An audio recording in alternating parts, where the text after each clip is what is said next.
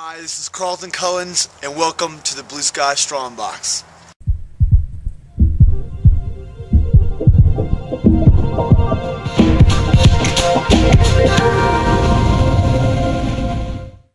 Hey, this is Carlton. This is this week's Tips. Today I'm going to talk about a few things. I've got them listed right here in front of me so I don't forget. First and foremost, I get a lot of questions each week about nutrition. A lot of different kind of nutrition questions.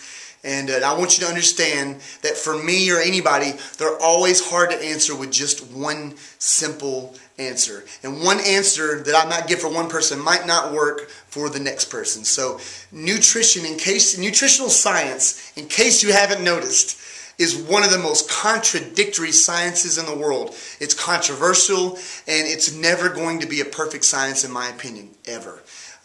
And the main reason for that is that each of us is a unique organism. We are made up of our own individual, unique genetic makeup, and what we eat and the amounts of food we eat at the certain times and the quality of food, each of us as individuals has a different organic makeup throughout the day. I mean, we're not even the same from daylight to dark, so comparing one individual to another individual is very hard to do. You can't even sometimes compare yourself. So when nutritional scientists are doing studies and they're trying to measure results and stuff, they're only taking a snapshot, a very small snapshot of a bigger picture.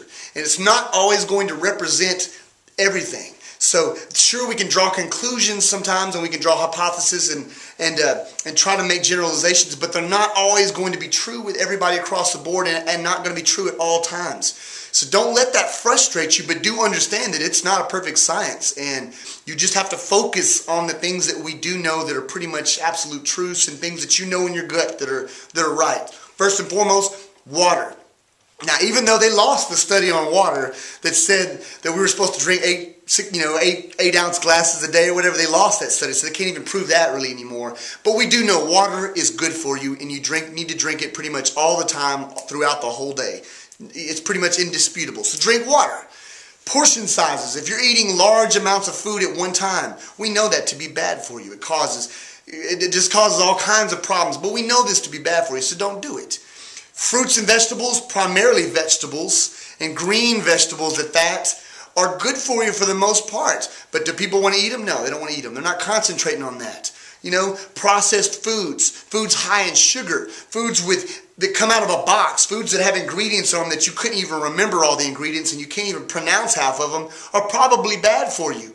We know these things for the most part, but we don't listen, It's like foods high in saturated fat are bad for you. They cause heart disease, high blood pressure, hypertension, all these things. But we don't listen to them. So if you just did the simple things that you do know, you drank more water, you ate smaller portion sizes, you ate more lean meats, less processed foods, and more fruits and vegetables, I guarantee you will make improvements tomorrow. But do you want to do it? No, probably not. So we know what to do. We just pretend like we don't. It's like if you have to be realistic and ask yourself these questions. When you're at a restaurant or you're at the grocery store, ask yourself the question, is this food in front of me, is this going to get me closer to my goal? Whatever your goal may be, whether it's fat loss or if it's muscle gain or if it's just improving your overall health, ask yourself, is this food going to get me closer to that goal? And typically you can answer the question just like that, yes or no. It's not that hard. So go out there, start asking yourself these realistic questions and make good changes. If you keep doing the same thing,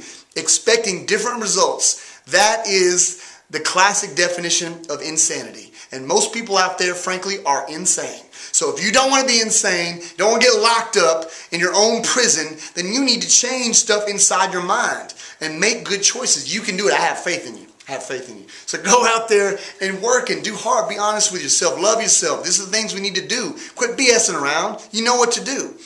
My last thing I'm going to leave you with is my little tip for a little 5 minutes. If you don't have time to work out, then you need to reanalyze your time, because everybody has at least 5 to 20 minutes a day they can set aside for exercise. But what I want you to do this week, find one song, one of your favorite songs that is good for workout, and it'll inspire you to work out. One song that's about 5 minutes long.